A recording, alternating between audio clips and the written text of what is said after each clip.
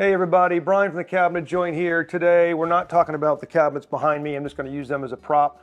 What we're really talking about is light rails, specifically our 2670 and 2671 shaker light rail moldings. So let me give you some background on light rail.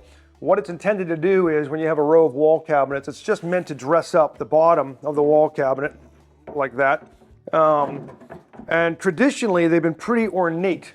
Kind of some heavily molded pieces, and with the prevalence of shaker style cabinetry, very clean lines, not a lot of fanfare to them, we needed a shaker style light rail that would really accentuate these inset and overlaid jobs that have really simple door styles. So we set out to do that. We came up with two of them. One is called the 2670, that's the molding number you would order. 2670, and it's for overlay cabinetry, and then the same version of that molding for inset is the 2671. We'll put a cross section up of the molding, and I want to talk a little bit about its specifications and then show you some uses for it. So the 2670, the overlay version, it's 1.75 inches wide. The nose, the front that you'd actually see, is 3/4 inch high. The little step that wraps around the front frame is 1/4 inch, and then you have a 1/2 inch thickness at the base that would get nailed into the bottom or screwed into the bottom of the front frame itself. So what you see is the 3/4 thickness, and both profiles, the 2670 and the 71, just have a really nice eased edge, so it's not sharp. The reason there's one for overlay and one for inset is the overlay one, the nose protrudes 7/8 of an inch. On the inset one, it's only 1/4 inch. And you'll see that in the diagrams we're going to put up here on the video for you. The reason that is because on overlay, the door is going to sit on the front frame, and we want the front of that molding to be pretty much level with or in the same plane as the front of the 3/4 thick door with its 1/8 inch thick door bumper.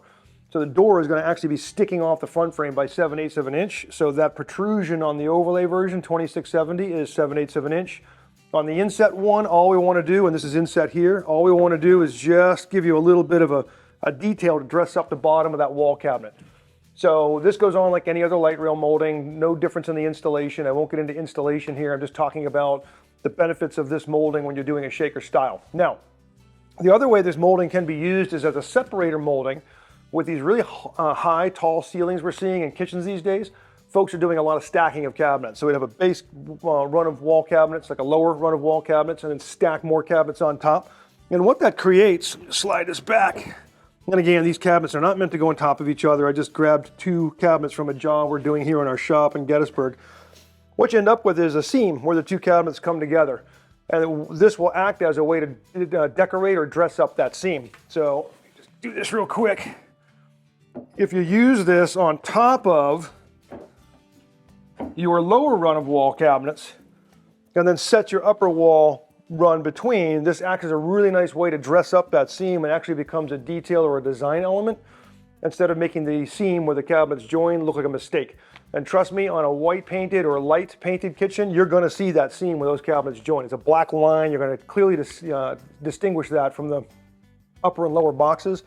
This gives you a great way to decorate that seam and make it look like a design element. So a couple uses for that light rail. Make sure you talk to your cabinet coach about it if you want to use this in your design, or talk to your designer if you're working with one of our designers. And I really would encourage you, if you're doing a shaker style or an arts and crafts style kitchen, stay away from our B11 molding or any of the real ornate ones. They just don't do these simple doors justice. This is the molding you're going to want to use. Hope this helps. Talk to your cabinet coach if you have any questions. Thanks for watching.